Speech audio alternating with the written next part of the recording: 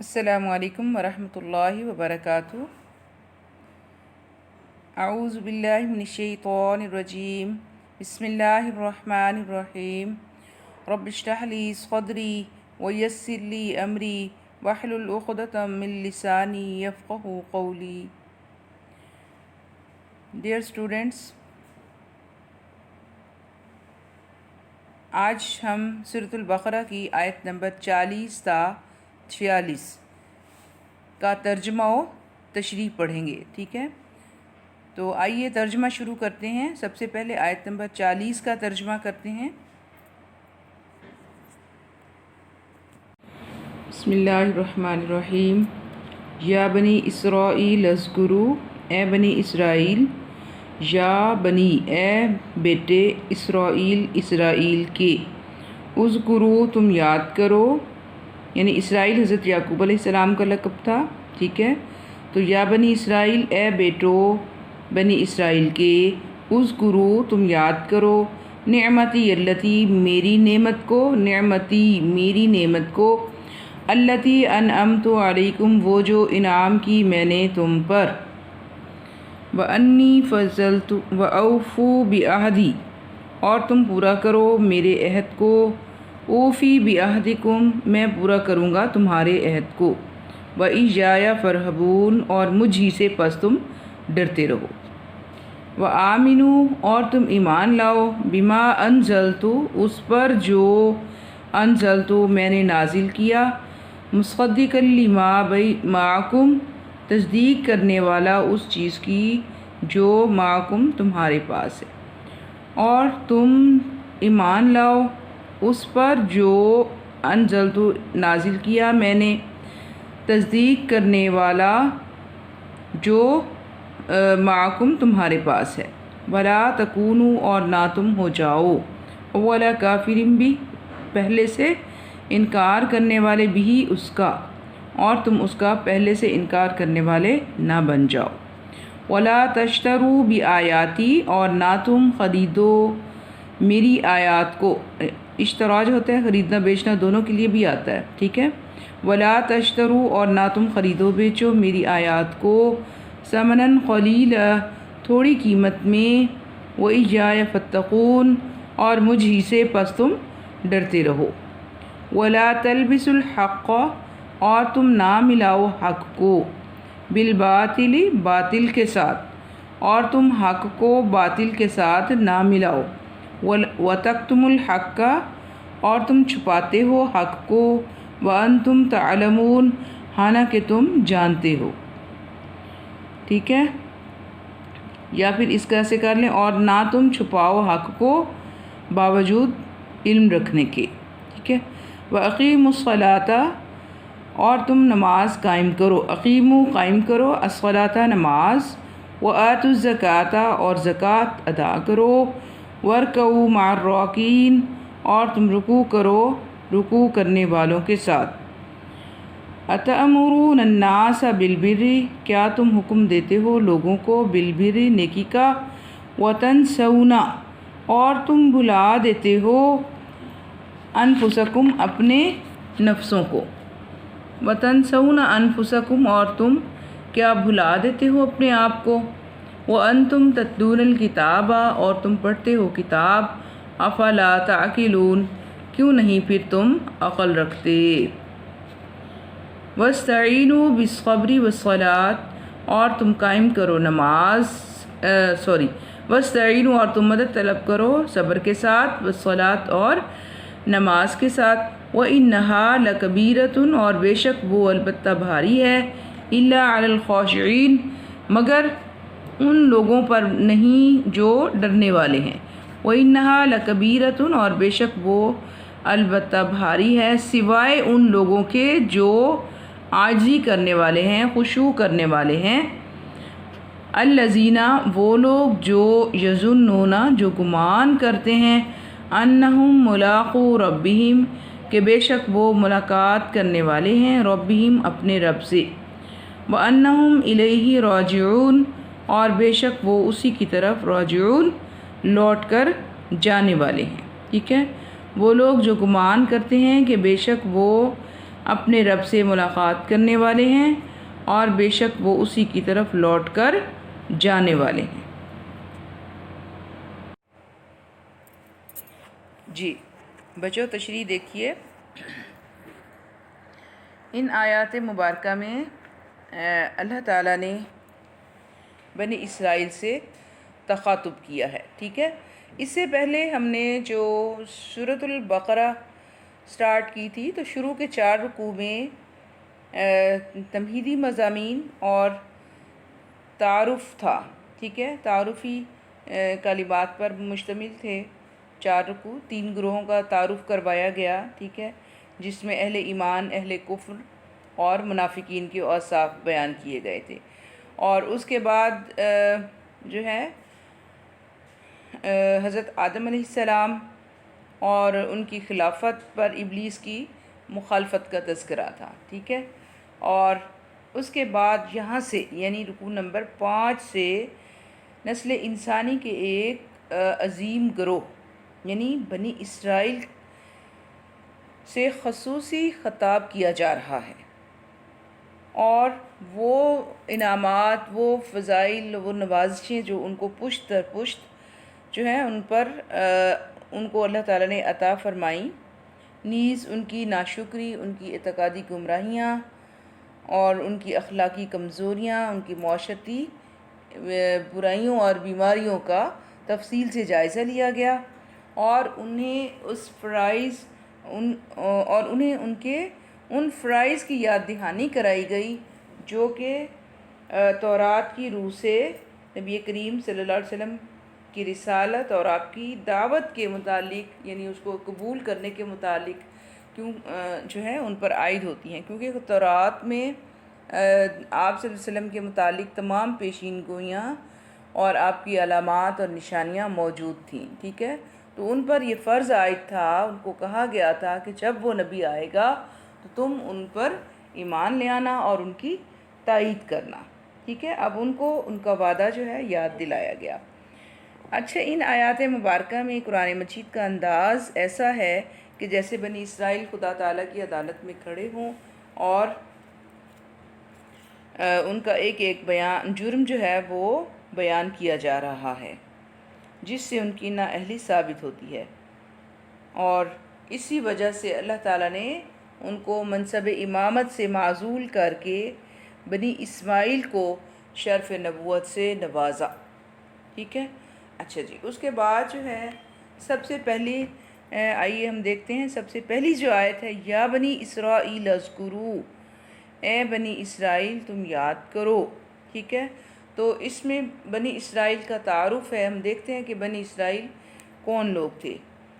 اسرائیل جو ہے حضرت یعقوب علیہ السلام کا لقب تھا،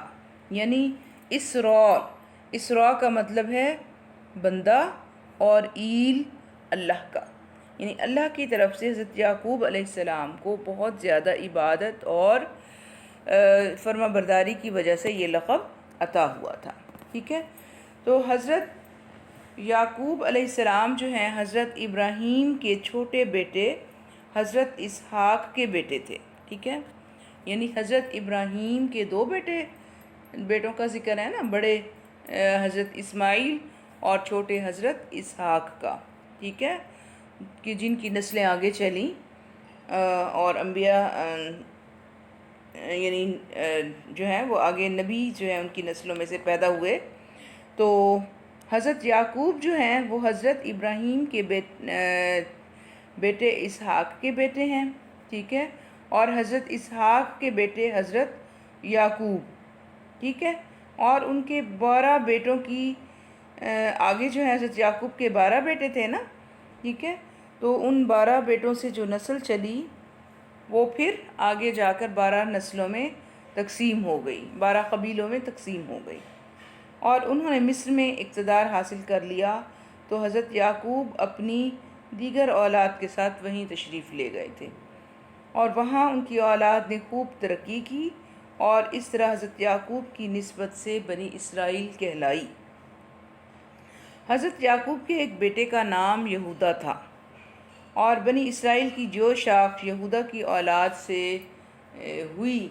تو آگے جا کر وہی جو ہے وہ یہود کے نام سے مشہور ہوئی، اور اس نے حضرت سلیمان علیہ السلام کے بعد الگ حکومت بنائی اور آخرکار بہت امتیاز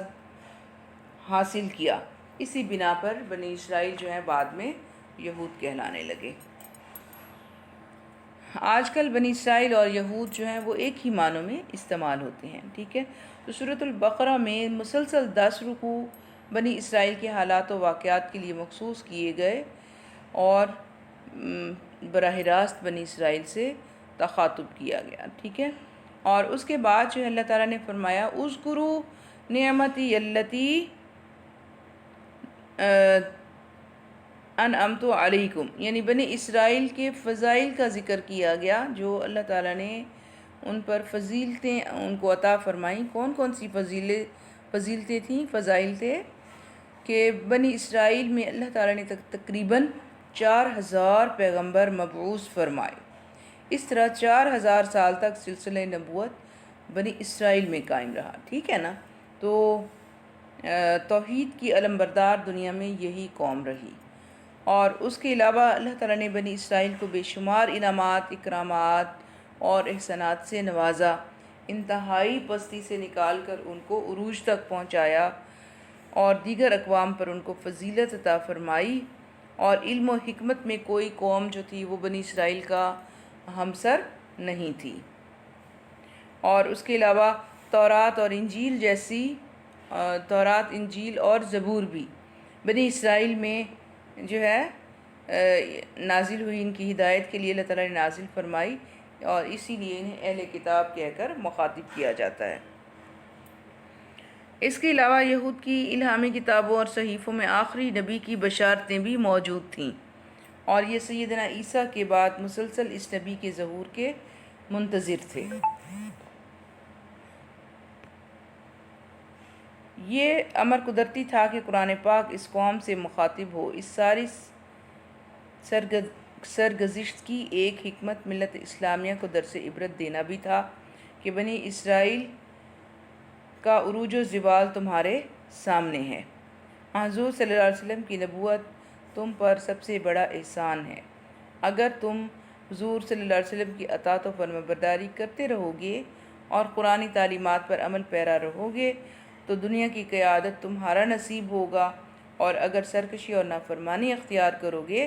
تو تمہاری بدعمالیاں اور گمراہیاں جو ہیں اس کی وجہ سے تم زوال پذیر ہو جاؤ گے، ٹھیک ہے۔ اچھا جی، اس کے بعد جو ہے آیت نمبر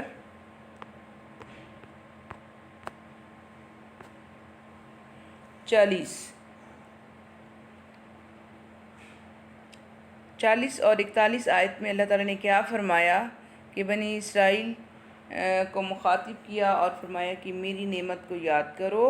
وہ نعمت جو میں نے تمہیں عطا فرمائی، ٹھیک ہے۔ اب ان نعمتوں کا ذکر ہم نے جو ہے تفصیل کے ساتھ کر لیا، تو ان کا خلاصہ میں دوبارہ بتا دیتی ہوں کہ ہزاروں انبیاء علیہ السلام جو تھے ان کی قوم میں نازل ہوئے، مبعوث ہوئے، ٹھیک ہے۔ اور اس کے علاوہ آسمانی کتابیں تورات، زبور، انجیل بھی انہی کی نسل میں نازل ہوئی۔ اس کے علاوہ اللہ تعالیٰ نے ان کو حکومت اور سیادت عطا فرمائی، اور پھر فرعون جیسے جو ہے حکمران سے ان کو نجات عطا فرمائی، اور من و سلوہ عطا فرمایا، 12 چشمے عطا فرمائے پانی کے لیے، ٹھیک ہے۔ اور فرمایا کہ تم میرا عہد پورا کرو تو میں بھی تمہارا عہد پورا کروں گا۔ یعنی میرا عہد کیا ہے کہ جو تم میری فرمانبرداری کرو، میرے ساتھ کسی کو شریک نہ ٹھہراؤ، تو اور تمہارا عہد کیا تھا کہ میں تمہیں جنت میں داخل کروں گا، اگر میرا عہد پورا کرو گے تو میں بھی تمہارا عہد پورا کروں گا، ٹھیک ہے۔ تو یہ لفظ عہد جو ہے یہ پوری شریعت خالق اور مخلوق کے درمیان ایک معاہدہ کی حیثیت رکھتی ہے، ٹھیک ہے۔ اور یہاں پر وہ خصوصی معاہدہ بھی مراد ہو سکتا ہے جو بنی اسرائیل سے قرآن اور حضور صلی اللہ علیہ وسلم پر ایمان لانے کے بارے میں ان سے عہد لیا گیا تھا، ٹھیک ہے۔ تو اس عہد کے بدلے میں اللہ تعالیٰ نے بنی اسرائیل کو دنیا میں عزت اور آخرت میں جنت کا وعدہ کیا تھا، ٹھیک ہے نا۔ تو اس لیے اللہ تعالیٰ نے فرمایا کہ تم میرا عہد پورا کرو، میں تمہارا عہد پورا کروں گا۔ اور اس کے بعد فرمایا کہ ولا تکونوا اول کافرین بھی، اور اس کے اولین منکر نہ بنو۔ کیا مطلب ہے کہ عام لوگوں کی قبول حق کی راہ میں رکاوٹ نہ بنو، یعنی اگر تم پہلے انکار کرو گے تو باقی آنے والے لوگ تمہیں دیکھ کر انکار کریں گے، لہٰذا تم پہلے سے انکار کرنے والے نہ بن جاؤ، تاکہ قیامت تک آنے والے منکرین کا وبال جو ہے تمہاری گردن پر نہ ہو۔ ٹھیک ہے، اچھا جی، اس کے بعد اللہ تعالیٰ نے فرمایا کہ آگے فرمایا کہ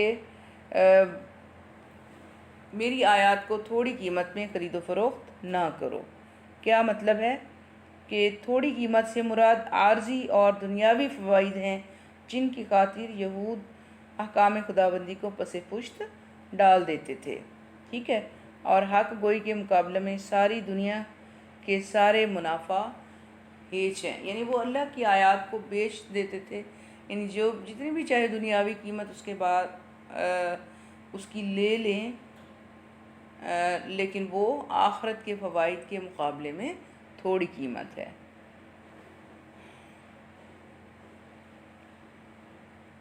تو اب یہاں سے ہم یہ نہیں کہہ سکتے، یہ مراد نہیں ہو سکتا کہ اللہ کی آیات کی اگر زیادہ قیمت ملے تو جائز ہے، بلکہ تھوڑی قیمت کا مطلب یہ ہے کہ دنیاوی فوائد، بڑے سے بڑا دنیاوی فائدہ بھی اللہ تعالیٰ کی آیات کے مقابلے میں بہت ہی وہ جو ہے کم ہے، اور اس سے اگر آخرت کا معمولی سا بھی جو فائدہ ہے وہ اس کے مقابلے میں بہت بڑا ہے، ٹھیک ہے۔ تو اس لیے ہمیشہ آخرت کے فائدے کو ترجیح دینی چاہیے، نہ کہ دنیاوی فائدے کو یا دنیاوی قیمت کو۔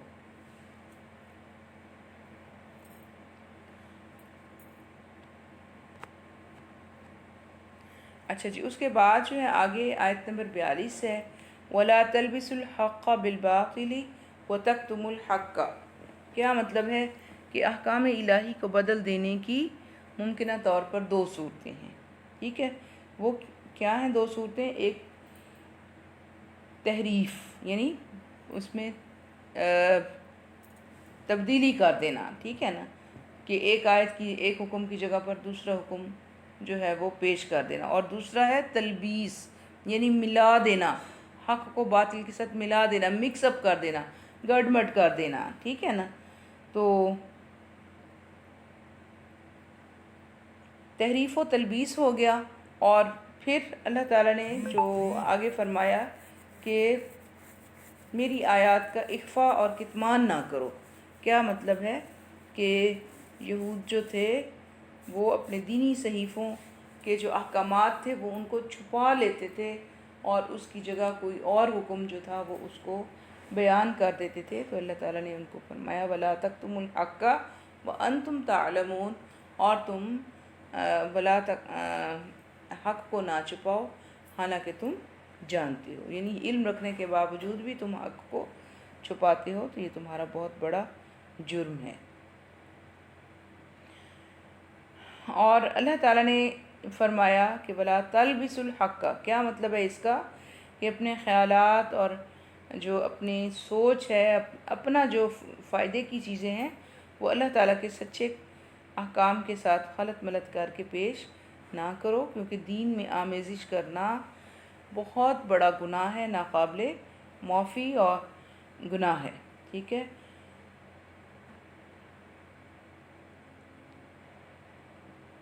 اچھا جی، اس کے بعد جو ہے آیت نمبر 43 ہے، کیا مطلب بتایا اس میں؟ وَأَقِیمُوا الصَّلَاةَ وَآتُوا الزَّکَاةَ، ٹھیک ہے، دو احکام ہیں اس میں، وَأَقِیمُوا الصَّلَاةَ وَآتُوا الزَّکَاةَ، کہ نماز قائم کرو اور زکوٰۃ ادا کرو۔ اچھا جی، اس سے پہلے جو ہے بنی اسرائیل کی 3 بیماریوں کا ذکر ہے، یعنی کفران نعمت، نقض عہد الہی اور خدا سے بے خوفی کا ذکر، لیکن اب ان آیات میں ان بیماریوں کا علاج بتایا گیا ہے، ٹھیک ہے۔ دعوت اسلام دینے کے بعد، یعنی اللہ تعالیٰ سے اپنے عہد کی یاد دہانی کرانے کے بعد کہ میرا عہد پورا کرو، میں تمہارا عہد پورا کروں گا، ٹھیک ہے۔ تو اس کے بعد اللہ تعالیٰ ان کو ارکان اسلام کی پابندی کی تاکید فرما رہے ہیں۔ ان میں سب سے جو نماز جو ہے وہ بدنی عبادات میں سے سب سے اہم عبادت ہے، اور زکوٰۃ جو ہے وہ مالی عبادات میں سے سب سے اہم عبادت ہے، ٹھیک ہے۔ اور اس لیے نماز اور زکوٰۃ کا یہاں پر خصوصی ذکر کیا گیا۔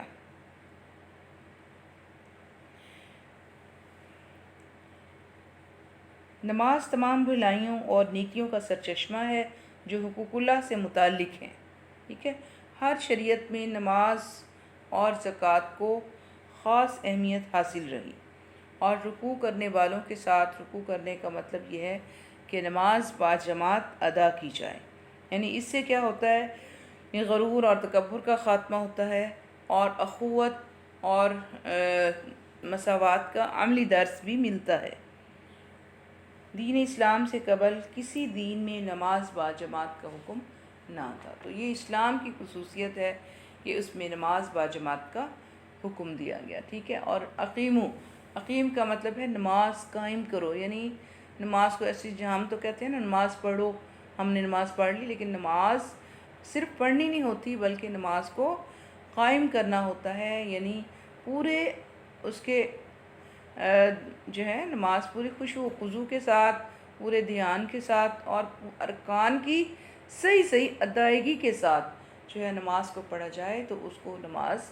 ادا کرنا کہتے ہیں، ٹھیک ہے۔ تو یہاں پر اس لیے خاص طور پر نماز ادا کرنا یعنی نماز قائم کرنے کا ذکر ہے۔ اور اس کے بعد زکوٰۃ جو ہے، زکوٰۃ کی بھی اہمیت اس سے واضح ہوتی ہے کہ نماز کے ساتھ ہمیشہ قرآن پاک میں اکثر مقامات پر زکوٰۃ کا ہی ذکر آیا ہے، ٹھیک ہے۔ اچھا جی، اس کے بعد جو ہے اگلی آیت میں فرمایا أَتَأْمُرُونَ النَّاسَ بِالْبِرِّ وَتَنْسَوْنَ أَنفُسَكُمْ، کہ کیا تم لوگوں کو حکم دیتے ہو نیکی کا اور تم بھلا دیتے ہو اپنے نفس کو، یعنی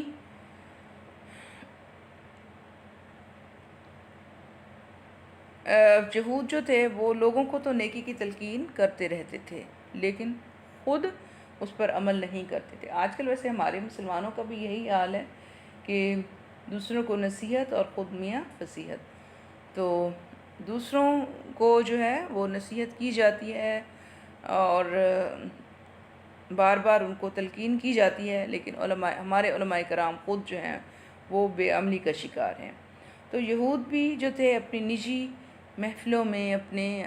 جو ہے لوگوں کے پاس بیٹھ کر صداقت کا برملا اظہار کرتے تھے کہ حضور صلی اللہ علیہ وسلم جو ہے وہ سچے نبی ہیں، وہ اس بات کا بھی اقرار کرتے تھے، اور تورات کی بیان کی بھی نشانیاں بھی ان میں پائی جاتی ہیں۔ اللہ تعالیٰ ایک اور مقام پہ فرماتے ہیں کہ وہ آپ صلی اللہ علیہ وسلم کو ایسے پہچانتے تھے گویا کہ اپنے بیٹوں کو پہچانتے ہوں، لیکن صرف تعصب اور دنیاوی منفعت کی بنا پر، دنیاوی فائدے کی وجہ سے حضور صلی اللہ علیہ وسلم اور قرآن کا انکار کر دیتے تھے، ان کی مخالفت کر دیتے تھے۔ اور اس کے علاوہ جو ہے ایک ان کی ضد اور ہٹ دھرمی تھی کہ نبی کریم صلی اللہ علیہ وسلم یعنی آخری نبی جو ہے وہ بنی اسرائیل میں سے کیوں نہیں آئے، بنی اسماعیل میں سے کیوں آ گئے، یہ فضیلت اور شرف بنی اسماعیل کے حصے میں کیوں آ گیا۔ اس وجہ سے وہ اپنی ضد اور ہٹ دھرمی کی وجہ سے جو ہے وہ آپ صلی اللہ علیہ وسلم پر ایمان نہیں لے آتے تھے۔ اس لیے اللہ تعالیٰ نے ان کو تخاطب کر کے فرمایا کہ کیا تم لوگوں کو تو کہتے ہو کہ اس نبی پر ایمان لے آؤ لیکن تم خود ایمان نہیں لے آتے۔ اور اس کے علاوہ ہر اس شخص کے لیے بھی اس میں حکم ہے جو خود تو نیکی نہیں کرتا، اچھے کام نہیں کرتا، لیکن دوسروں کو نصیحت کرتا رہتا ہے۔ تو اللہ تعالیٰ نے قرآن پاک کے ایک اور مقام پر فرمایا لِمَ تَقُولُونَ مَا لَا تَفْعَلُونَ، تم وہ بات کیوں کہتے ہو جس کا تم خود عمل جس پر نہیں کرتے۔ لِمَ تَقُولُونَ مَا لَا تَفْعَلُونَ، کیوں کر وہ بات کہتے ہو جس پر تم عمل نہیں کرتے۔ اچھا جی، اس کے بعد جو ہے آیت نمبر 45 اور 46 ہیں، اس میں کیا فرمایا وَاسْتَعِینُوا بِالصَّبْرِ وَالصَّلَاةِ، کہ نماز اور مدد طلب کرو صبر کے ساتھ اور نماز کے ساتھ۔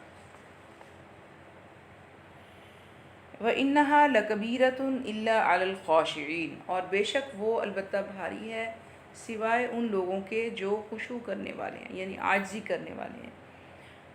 اور کون ہیں وہ لوگ عاجزی کرنے والے؟ الذین یظنون انہم ملاقو ربہم، کہ بے شک وہ لوگ جو گمان کرتے ہیں کہ بے شک وہ ملاقات کرنے والے ہیں اپنے رب سے اور اسی کی طرف لوٹ کر جانے والے ہیں۔ تو ان آیات مبارکہ میں اللہ تعالیٰ نے نماز اور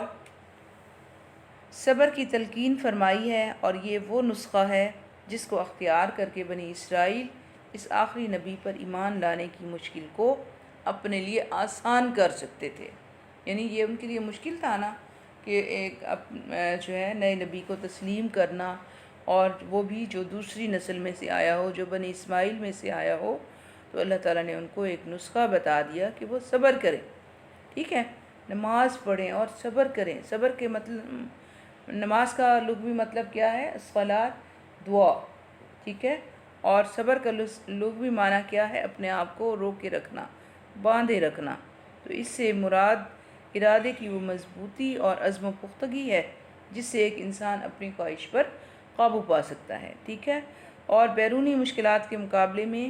اپنے قلب و ضمیر کے پسندیدہ راستے پر لگاتار جو ہے وہ بڑھتا چلا جاتا ہے۔ اور اگر کوئی شخص اپنے اندر یہ قوت پیدا کر لے اور اس کے ساتھ ساتھ وہ اپنے رب کے آگے رشتہ عبودیت کا اظہار کر کے اللہ تعالیٰ کو اپنا حقیقی معبود تسلیم کر لے اور اس رشتے کو مستحکم کر لے، تو پھر کوئی مشکل نہیں رہتی، ٹھیک ہے۔ پوری کامیابی جو ہے دنیاوی و اخروی کامیابی کی ضمانت یہی دو چیزیں ہیں، نماز اور صبر۔ لیکن ظاہر ہے کہ یہ بڑا ایک کٹھن کام ہے کہ مصائب کے ہجوم میں بعض اوقات انسان صبر کا دامن چھوڑ دیتا ہے یا پھر اللہ کی طرف رجوع نہیں کرتا۔ تو اس لیے اللہ تعالیٰ نے پہلے ہی فرما دیا ہے کہ الا علی الخاشعین، کہ یہ جو ہے عام لوگوں کے لیے تو بڑا ہی مشکل ہے صبر کرنا بھی، اور نماز کے ساتھ اللہ تعالیٰ سے تعلق قائم رکھنا، مصیبتوں کے وقت، پریشانیوں کے وقت اللہ کے آگے جھکے رہنا، ایک صبر آزما کام ہے۔ لیکن اللہ تعالیٰ فرماتے ہیں کہ یہ خاشعین کے لیے، جو خشوع کرنے والے ہیں، جو عاجزی کرنے والے ہیں، ان کے لیے یہ کوئی مشکل کام نہیں ہے، کیونکہ وہ گمان کرتے ہیں کہ بے شک وہ اپنے رب سے ملاقات کرنے والے ہیں، یعنی ان کے دل میں اللہ سے ملاقات کا یقین ہوتا ہے اور وہ اپنے رب کے ساتھ جڑے ہوئے ہوتے ہیں، اس کی حاضری پر، اس کے سامنے حاضری پر وہ یقین رکھتے ہیں، اس لیے ان کے لیے کوئی مشکل کام ہی نہیں ہے۔ تو اس لیے اب ان دونوں جو ہے یوں سمجھ لیں کہ دونوں جیسے مرض کی دوا ہوتی ہے، تو یہ تمام دنیاوی اور تمام جو ہے ظاہری و باطنی بیماریوں کے لیے یہ دو اکثیر نسخے اللہ تعالیٰ نے بیان فرما دیے کہ نماز اور صبر، یہ آزما کر دیکھ لیں۔ اگر آپ کو کوئی دنیاوی تکلیف ہے، کوئی اور جو ہے ظاہری و باطنی تکلیف ہے، تو اللہ کے آگے جھک جائیں اور اس کے آگے جو ہے وہ خشوع و خضوع کے ساتھ نماز پڑھیں، نماز کے ساتھ پڑھ کر جو ہے 2 رکعت صلاۃ الحاجت پڑھ لیں، اور اس کے علاوہ زیادہ سے زیادہ نوافل پڑھ کے اللہ تعالیٰ سے مدد طلب کریں، تو ضرور اللہ تعالیٰ مدد فرماتے ہیں۔ صبر اور نماز دو نسخہ اکثیر بیان کر دیے تمام مصائب کے لیے، لیکن یہ نسخے انہی لوگوں کے لیے کارگر ثابت ہوتے ہیں جو خشوع و خضوع رکھنے والے ہیں، عاجزی کرنے والے ہیں، اپنے رب پر یقین کامل رکھنے والے ہیں، ٹھیک ہے۔ چلیں بچوں، یہاں تک ہمارا آج کا لیسن کمپلیٹ ہو گیا۔